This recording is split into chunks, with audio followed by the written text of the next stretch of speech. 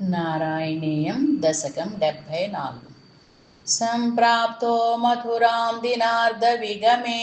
तत्रान्तरस्मिन् वसन् आरामे विहितासनः स सखिजनैः यातः पुरीमीक्षितुं प्राप्तो राजपथं चिरश्रुतिधृता व्यालोककौतूहला स्त्रीपुंसोद्यतगण्यपुण्यनिगळैराकृष्यमाणो नु किम् त्वत्पादद्युतिवत्सरागसुभगाः त्वन्मूर्तिवद्योषितः सम्प्राप्ता विलसत्पयोधररुचो लोलाभवद्दृष्टिवत् हारिण्यस्त्वदुरस्थलीवदयिते मन्दस्मितप्रौढिवन् नैर्मल्योल्लसिताः कचौघरुचिवद् राजत्कलापाश्रिताः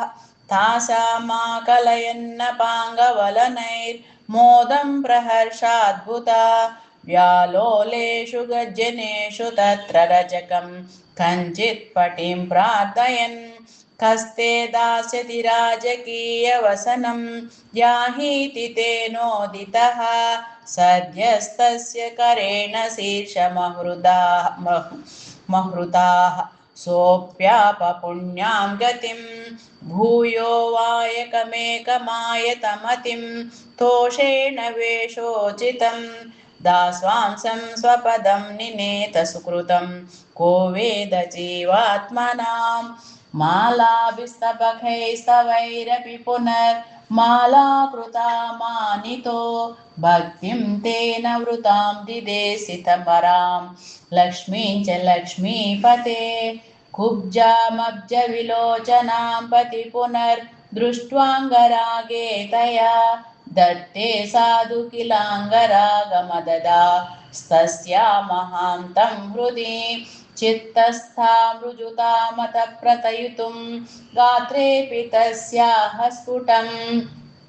गृह्णन्मञ्जुकरेण तामुदनयस्थावजगत्सुन्दरीं तावन्निश्चितवैभवास्तव विभो नात्यन्तपापा जनाः यत्किञ्चित् ददते स्वशक्त्यनुगुणं ताम्बूलमाल्यादिकं गृह्णानः कुसुमादिकिञ्चन तदा मार्गे निबद्धाञ्जलिः नातिष्ठं बतः यतोऽद्य विपुला मार्तिं व्रजामि प्रभो येष्यामीति विमुक्तयापि भगवन् नालेपदात्यातया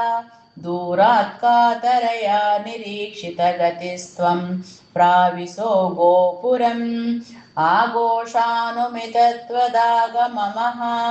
हार्षोल्ललद्देवकी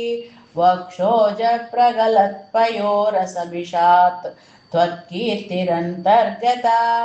आविष्टो नगरी महोत्सववतीं कोदण्डशालां व्रजन् माधुर्येण नु तेजसानुपुरुषैर्दूरेण दत्तान्तरः सग्भिर्भूषितमर्चितं वरधनुर्मामेति वादात् पुरः प्रागृह्णासमरोपयः किल समाक्राक्षीरबाङ्क्षीरपि कंसक्षपणोत्सवस्य पुरतः प्रारम्भतूर्योपमः चापध्वंसमहाध्वनिस्तव विभो देवानरोमाञ्चयत् कंसस्यापि च वेपदुस्तदुदितः कोदण्डखण्डद्वयी चण्डाभ्याहतरक्षिपो पूरुषरवै हृत्कूलितो भूत्वया शिष्टैर्दुष्टजनैः च दृष्टमहिमा प्रीत्या च भीत्या ततः सम्पश्यन् पुरसम्पदं प्रविचरन् सायं गतो वाटिकां श्रीदाम्ना सह राधिका विरहजं खेदं वदन् प्रस्वपन् आनन्दन्नवतारकार्यघटनात् वाते स संरक्ष मां नारायण अखिल गुरो भगवन् नमस्ते।